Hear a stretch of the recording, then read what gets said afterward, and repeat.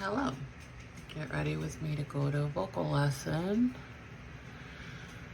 And, I've been in contact with the group chat for the second band that I'm in. And we're going to meet tonight for rehearsal. So I just had a band rehearsal last night for the last time with the band that I'm going to be leaving after we perform this weekend. And now this other band that I had rehearsal with a few days ago, we're gonna meet tonight. We managed to squeeze in an extra rehearsal, except for our drummer. She won't be able to make it, but we have a backup drummer for rehearsal at least, so that we can, most of the people were able to meet, and it seems like everyone wants to have one more rehearsal before our performance this weekend. So anyway, rehearsal went well yesterday. I didn't mess up any of the lyrics, and we went through the whole set list. We're singing through twice, and I was like, I ended up driving there because I like getting there early and then just sitting in my car and practicing until it's time to go. And so that's essentially what I did. Is I usually leave like half an hour before band starts, and I just had the one that I still kept getting stuck on was Scar Tissue by Red Hot Chili Peppers. So what I started doing when I was in the car was anytime I messed it up, I had to start it over. So anytime I messed up in any way, I started the song over. So I kept doing that over and over again until like literally 5 minutes before band started, because I was like, I have plenty of time. And I did great. Some one night band was snarky with me yesterday, right when we were getting ready and setting up and stuff. But I didn't let it get to me, and it didn't affect my performance at all. And honestly, I didn't even realize they were being snarky until like a moment later, because I had laughed it off, like thinking they were kind of like, I don't know. And yeah, no. They were being rude, but that's fine. I got over it. And I'm actually really proud of myself, because normally in the past, a past version of me would have gotten really offended, would have gotten my feelings hurt. I would have just been sour the rest of the day. I would just have been bothered by it. And I wasn't. And not only was I not bothered, I sang my songs. I didn't mess it up like I was worried I would. Because I was even like, when I got there, and I was still like rehearsing the lyrics in my head, because I created this like pattern for me to recognize what lyric comes next. And I was really trying to remember the pattern I had created so that I wouldn't forget. So that kept me busy, and it worked because I didn't forget the lyrics. So now today, that's going to be the same goal, essentially, is I'm going to rehearse the songs for tonight, and my goal is going to be to not use any help to look at the lyrics. I'm not going to look at any of the lyrics. I'm going to learn them. And so for today, I have to learn the best. I know them already, so I have to make sure I know them by heart. So The Best by Tina Turner, Percussion Gun by White Rabbit. Those are the two songs I'm leading on. And then we're doing December by Collective Soul, and that one is both of us. Both me and the male vocalist are doing that one together. But I sing the main chorus, and I sing in the verses, I sing like the higher harmony. And I'm doing the harmony for Me and Magdalena by the Monkees, and that one I've got pretty locked down. It's just about making sure that me and the vocalist know the lyrics, and that we're going on the same time and the same rhythm.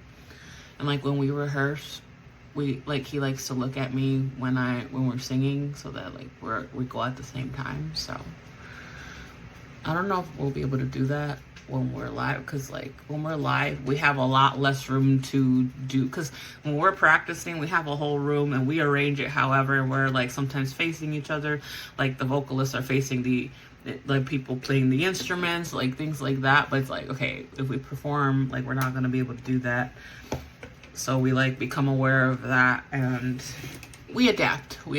So I'm looking forward to it. I'm glad that we're gonna have one more rehearsal. That's all I wanted, so I'm gonna prepare for that. So, you know, my vocal lesson is this afternoon, and then I have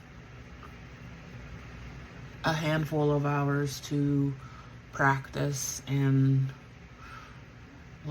make sure I have them memorized, because I already know the words. I just have to make sure they're memorized and embedded in my brain, which I was practicing those yesterday too. Like I practice all the songs I'm singing for the show at the same time, so I'll just keep doing that, but I'll focus more on the songs I'm doing today since I have Scar Tissue and The Chain locked down, and obviously I'll also keep practicing those, but I feel good about those now that I went through both of them without issue, and now it's time to focus on the other ones. So my favorite one that I'm doing, I think it's The Best by Tina Turner. And like I still remember when I first heard, like he caught me after class from the other band one time and was like, hey, would you be interested in joining band on Sundays? We're gonna lose the female vocalist and we can use one, and you know, this other band has 3 female vocalists, so he's like, you know, if you want to join. And I was like, sure, like of course. You know, for me at the time it was like any opportunity to keep growing and learning, you know, because I was still very much, I mean, I still am a beginner, but at the time I was still any opportunity to practice and keep, you know, getting better. Like, hell yeah, I jumped at the chance. So he's like, okay, cool, here, these are the songs. Or he told me to talk to my vocal teacher about the songs that they're doing. So then, which was gonna be the next day. So then the next day I met with my vocal teacher and I was like, hey, like, he asked me to join the band, can you let me know what the songs are? And so he gave me the songs and we went over them, and I was like, when I first heard The Best, I was like, you know, it's very belty, and at the time that was hard for me because I couldn't even sing that high at the time.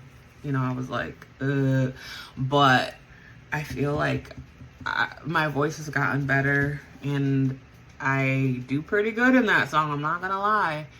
And I still remember the first time I sang it with the band, like my first practice, I had done a pretty good performance for the first time, and they were all like, they're like, you're making us look bad. They were like, you're making us look bad, because I was working my butt off to like have the songs, to at least know the songs by the time like rehearsal started, because I was like, I'm the new kid on the block, like I don't want them to be like, who's this person, and then, you know, not be prepared, you know. So I wanted to be prepared, and then I sang it, and they were like, that was good, like you're making us look bad. I was like, they were being nice, but I did pretty good though.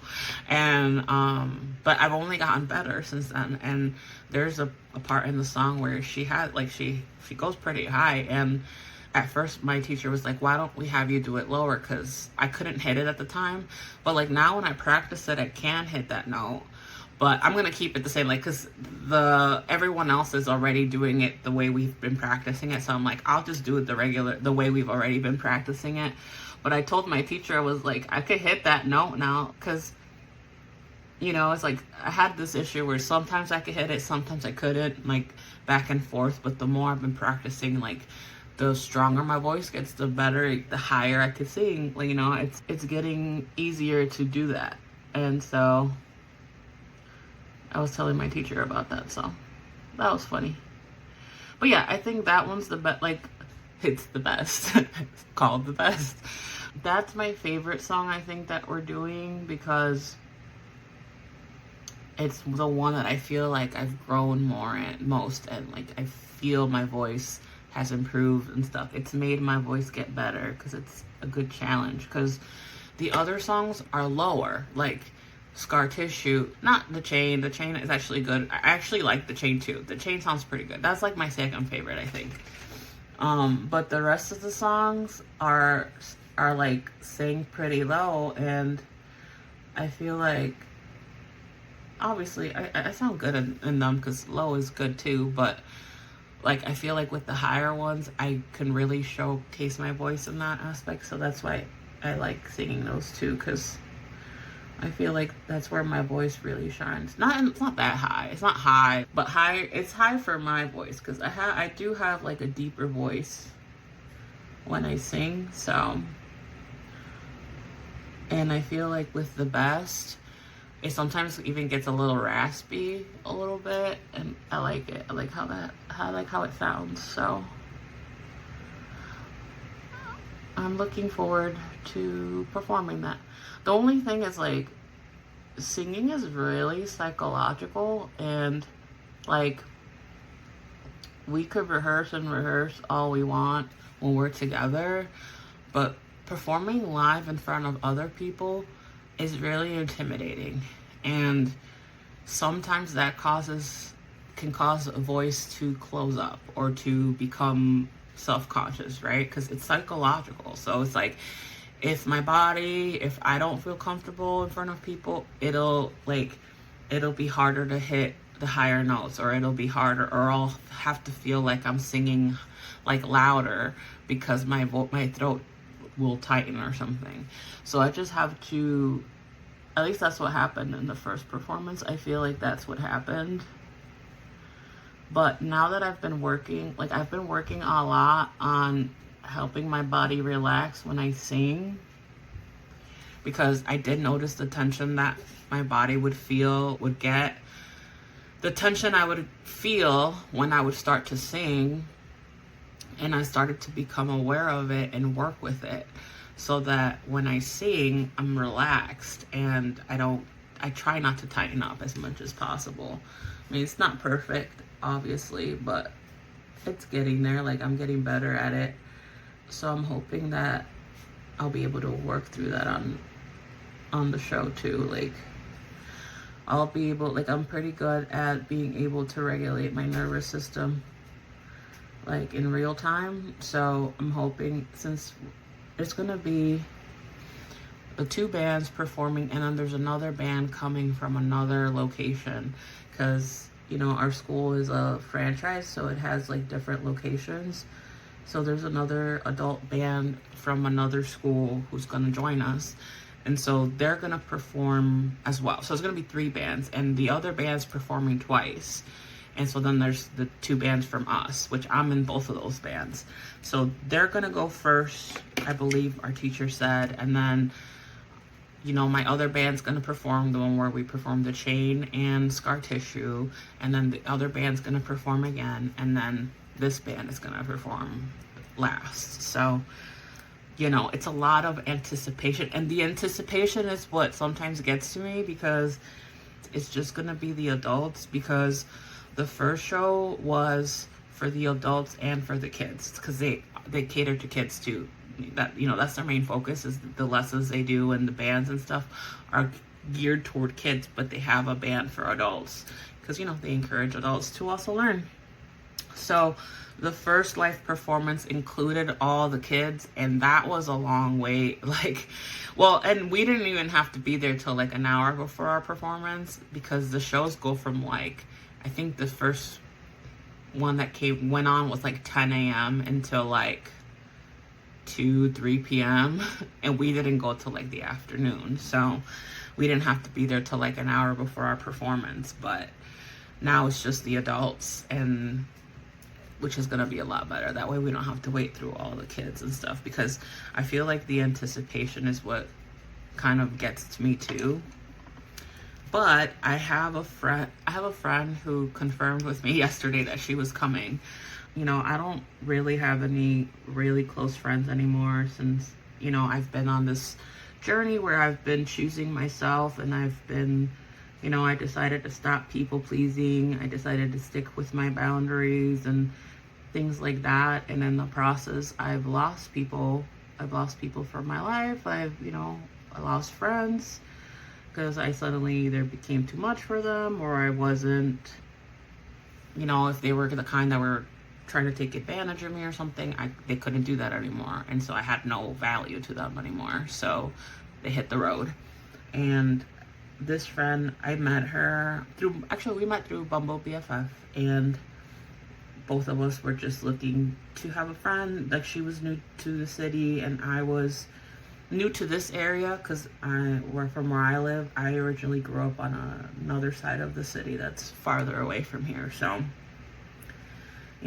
this was all new to me, and I didn't have any friends really in the city or anything like that. So we became friends, and we mostly became friends who we hang out to go out to meals. Eventually that turned into going to concerts. We go to marches together too. Like, she'll let me know when there's a protest or a march happening, and I'm able to make it when I can. And so we actually just went to one not that long ago. And I haven't been fully open with her about everything I've been up to or anything. Like, we don't really talk about a lot of personal things. And I told her about the band, and she was, and I sent her the flyer. I was like, if you want to come, I said, no pressure, I'm not gonna pressure her to come. And our friendship's never been like that where we put pressure on each other. Like, we're both really laid back and chill or whatever. So, she said, yeah, okay, cool. But then I was like, I'm not going to bring it up again, like anything like that. And I didn't even say, are you coming? Like, honestly, to me, I'm like, hey, if she doesn't come, like, if she comes, it'll be like more nerve wracking, but nah. But anyway, she reached out to me yesterday. She was like, hey, do you still have that show coming up? And I was like, yeah. She's like, oh, well, I'll see you there. I'm like, oh shit, no, I really gotta practice. I'm just kidding. But yeah, she's coming, so that'll be cool. I had a friend show up at the last show too. I have two friends total. Another friend, she's a senior citizen who lives in a nursing home, but she likes rock music and stuff. We have, she has good taste in music, and she likes to hear all about my experience, or like band practice and stuff, or she'll wish me luck on band practice or whatever. So I brought her along to the first performance, to get her out of the nursing home and stuff like that, and she seemed to enjoy it. And I got to show her who my teachers are and stuff like that, because she likes saying who I'm talking about and stuff like that. But she won't be able to make it to this one because this one's a lot later in the evening, and she's staying in a nursing home, so she won't be able to come. But I'm sure I'll tell her all about it. But at least for each performance, I'll have someone there rooting for me, so that's fun. Because I don't really have anyone else. I don't really talk to my family right now. Keeping strict boundaries with them, which means I don't really share anything about my life with them anymore, because it always came with judgments or worry, something disguised as worry. But really, I feel like I don't know, I feel like a lot of times people use the excuse that they're worried for you to keep you small, to keep you where they want you. And I feel like that's what's going on with my family, and might not even be intentional. It's just part of the religious upbringing that we had, and all that keeps people with a lot of limited thinking, and I just didn't want that negativity in my life anymore. So I had to set some strict boundaries with my family. So I don't invite them to my shows. I don't tell them about my life anymore. But it's okay. Even if I didn't have anyone there rooting for me, I would still show up. I would still do great. I would still do my best, That's the best I could do, is the best that I could do. As long as I'm giving it my best, that's all that matters, But I'm not, part of this whole thing for me has been like, I'm no longer gonna shrink myself to fit in. Because I was finding myself that I was like shrinking myself to fit into something that I didn't belong in, and I didn't really want to belong in that, you know? Like, it was just what I was told I had to do, not really what I wanted to do. And then I decided, you know, the rules are all made up anyway. I'm gonna make my own rules. And now I'm the black sheep of my family, which, it's all good. I embrace it. And my friend, the one that's in the nursing home, she's the black sheep of her family. And we talk about that sometimes. But being a black sheep is not a bad thing. And actually, I wrote a song about being the black sheep. And instead of it being a sad song, it's more of like, it's like I'm reclaiming that phrase, that word, and making it, you know, it's like I'm taking that word back and making it into something good. Like, yeah, I'm the black sheep. I make my own rules. And there's nothing wrong with that. So it means that I'm happier, more free, you know, rather than trying to fit into a box that not only did I not belong in, I didn't want to be in that box. So the only thing that was keeping me there was my mindset. So I decided to change my mindset and decided that, hey, I deserve better things. I can aim for bigger things. I don't have to aim for small things. Why? Just because someone said I wasn't good enough? Who are they to say that? No one has a say in my life but me. I'm the only one that could stop myself from achieving anything. And if I let what other people say get to me, that's on me.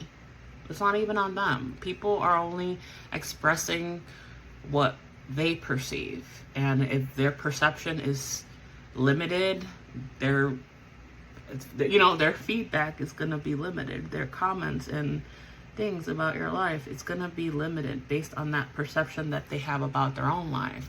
Or, you know, sometimes people are too afraid to go after their own things, and they project those insecurities on other people who are achieving them.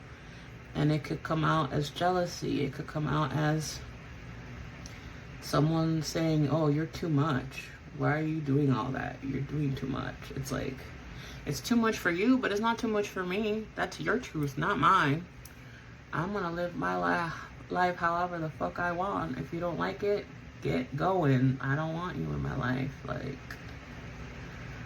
you know, don't need that negativity in my life. Like, why?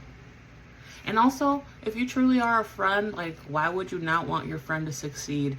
Why would you not, you know, even if to you it seems unrealistic, who are you to keep them from trying to achieve that? You know, like, if you're a true friend, you would never want, or even someone who claims to love someone, you should never get in the way of what they want to achieve, even if for you it seems unrealistic. So what if it seems unrealistic to you? That's your perception about your life. We each have our own perception based on our own life experiences. You know, that's our upbringing creates a perception. Our conditioning, that all contributes to how we're conditioned to believe and think. And that's what I realized, and that's when I decided I don't want to believe that. I want to believe more for myself. I trust that I can do more for myself than settling for living on survival mode all the time. Always worried about where money's going to come from and things like that. Like, I don't want that. I wanted to make a change. And so I started changing that. I started changing the way I thought about things. And it's freaking changed my life. And what I've come to realize is the more I let go of control, the less I try to micromanage my life, the freer I become, the easier life gets. The better life gets, even, because it's like, for me, it's like, it's been like just following my intuition and my guidance, and it's never led me to anything bad. It's always taught me something valuable. It's always helped me grow and become a better version of me. So I'm gonna keep doing that. And that's exactly why I don't let negative people affect me anymore, because it's like their reaction is based on their own limitations, their own limited thinking. That person that sniffed at me, they always snap at even the teacher when the teacher tries to correct them or tell them to do something, you know. And it's like someone's reaction to stuff like that is a reflection of their own character and what they have going on internally, you know. And for me, it's like, that's none of my business, whatever's going on with you, you know. I mean,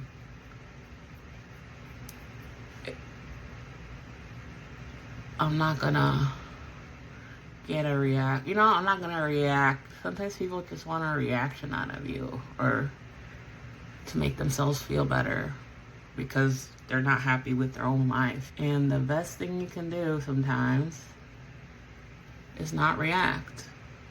Keep living your life. Keep being happy. That'll piss them off even more sometimes, because it's like their energy has no hooks on you anymore. And people sometimes hate that they can't manipulate you anymore, you know, that they can't. And that happened to me a few times with some of the people I let go in my life. People that could no longer take advantage of me because they took advantage of my kindness. Because I was kind to everyone. I was a very giving and kind person. I still am, but no longer give it away freely like that, like I used to. I came from a social services background, so people took advantage of my good heart many times. Many tried to push those boundaries and see if I would say something. And oftentimes I wouldn't. Oftentimes I would drop what I was doing to help someone. And I don't do that anymore. I keep my phone on Do Not Disturb most of the time now. Because I don't want to, you know, it's like, not that anyone really calls anyway at this point, but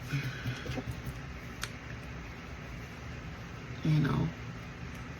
Oh, my sister did reach out recently. We went out for coffee, but she made a comment about the Do Not Disturb, and I was like, well, yeah, that's why I have control over, because that used to affect my nervous system sometimes, you know, when people used to reach out, or if they were in need, or just now I even forget where my phone is sometimes, like, where's my phone? Or whatever, but you know, let's do my eyelashes.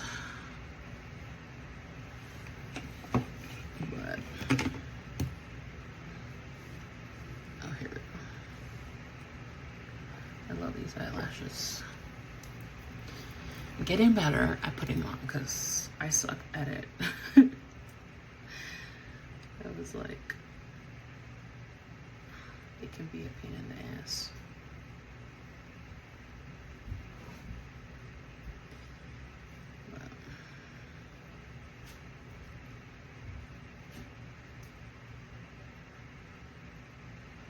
But yeah, no, I've been,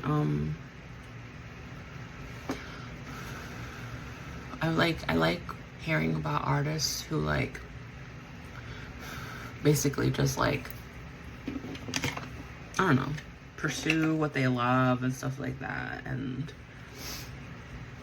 one that I recently got into that is really great, that I highly recommend. If you're a fan of Demi Lovato, check out her husband, Jutes.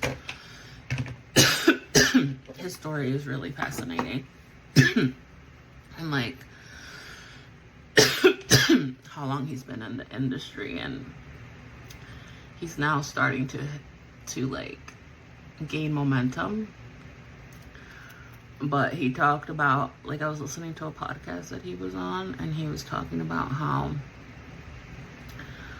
essentially, like, when he started off, he started as a rapper, and he got good at it, and that's how he was signed as, but he didn't find a lot of success as a rapper. And it wasn't until he switched to the music that he makes now that he feels is more authentic to who he is.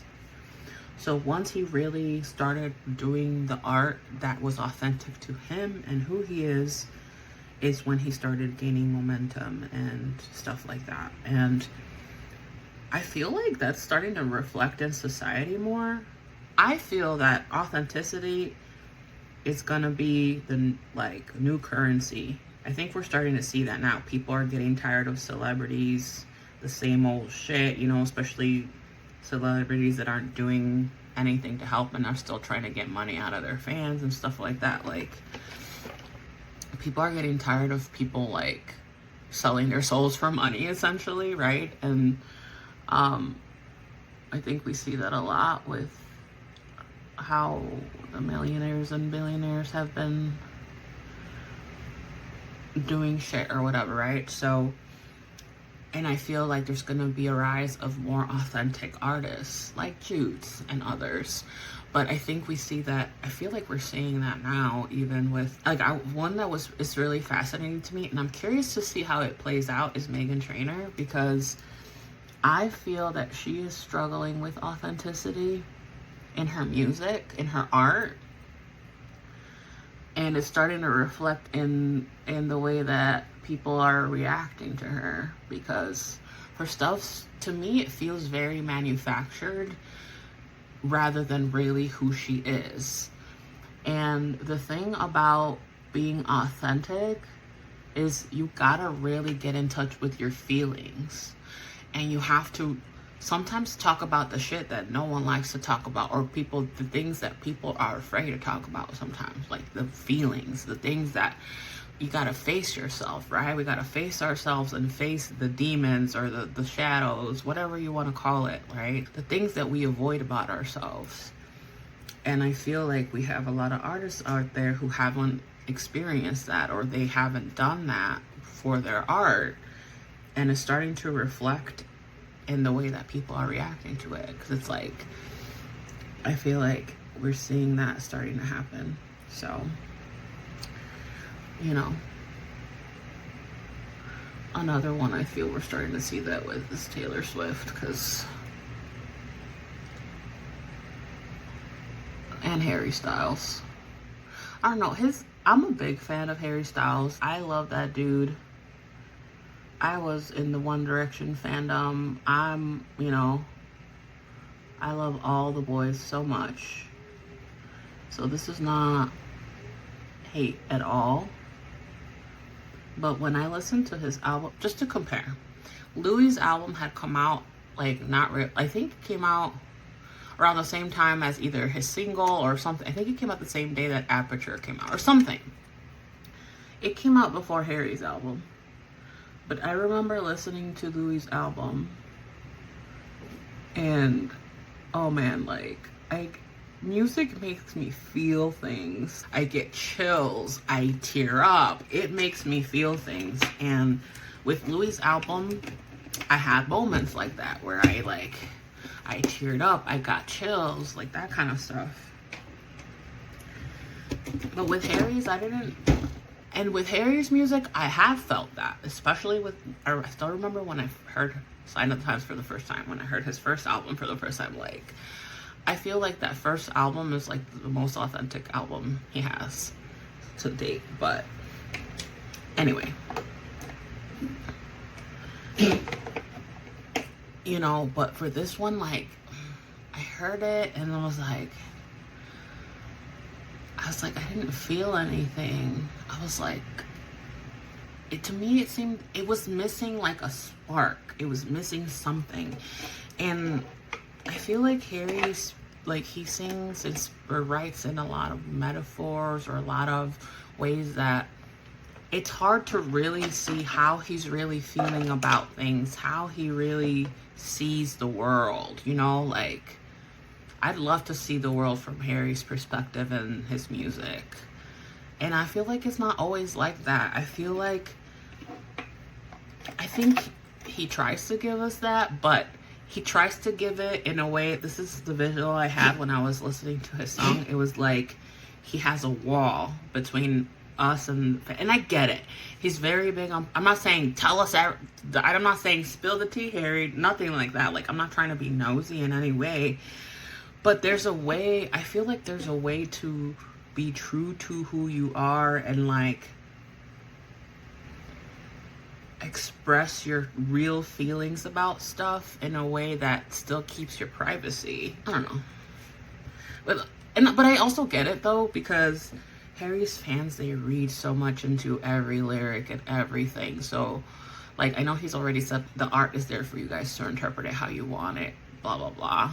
And I know they get annoying with that. You know, instead of just taking the art for what it is, right? And they always try to see, like, oh, who is this song about or whatever. And part of that, I mean, I blame his PR for that, of the way they chose to market him and with his love life and everything and all that, right? But I think if it were really up to him, he probably wouldn't really wanna. He already tries to be as private as possible. Anyway, I'm not here to talk about Harold, but I'm just saying, like, I feel like his music was missing something that I just couldn't put my finger. I'm like, there's like a spark missing. I can't put my finger on it. And I'm not hating on the music at all. Like, there are some bangers on there, like some good, I don't want to say bangers, but there are some pretty good songs on there. I'm not saying it was terrible or anything like that. I really like Pop. That song is really good. But yeah, I don't know. It was just, it was missing something and I couldn't put my finger on it. And I feel like we're going to be seeing things shift a lot in the celebrity industry and music industry.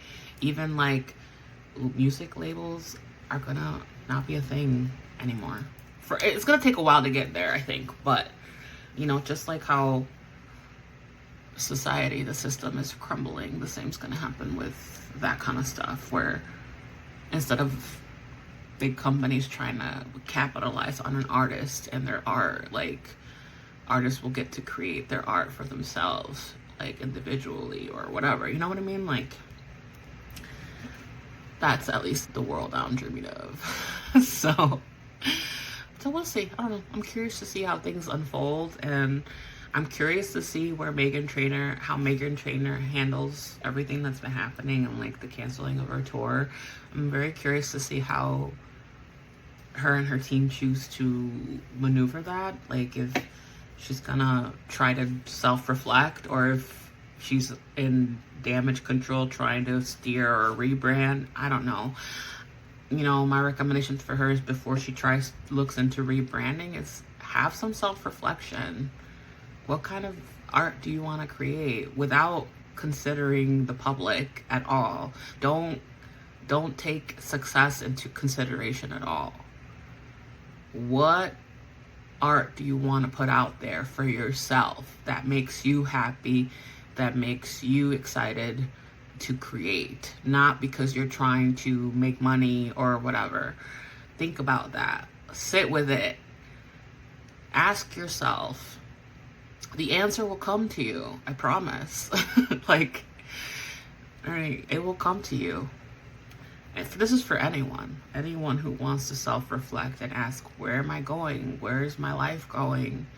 Ask. And the answer will be given to you. It might not be given to you right in that instant, but the answer will come. You just keep living your life, keep pursuing the things that make you happy, and eventually you'll run into the thing that you're meant to do. That's how I stumbled upon this. I started just by doing the things that make me happy. I've been on this self-discovery journey for almost 6 years, and I've only been pursuing art and music for a few months. So, because that's how recently I discovered, oh, this is what I'm meant to do. And it feels right. I'm not trying to be famous at all. If it gets to that point, cool, I guess. Part of me doesn't really want it, honestly, because it comes with a lot of responsibility and a lot of pressure. But at the same time, if that's where it's meant to go, I'll handle it. I'll handle whatever comes my way. As long as I get to do what I love, I'll be happy. So whether that's being a local artist who stays here playing local shows, or whether it's an artist who gets to travel the world to share my art, I don't care, as long as that's what I get to do. Just something to think about. But all right, I gotta get ready to go to my lesson, so I'll talk to you guys later. Bye.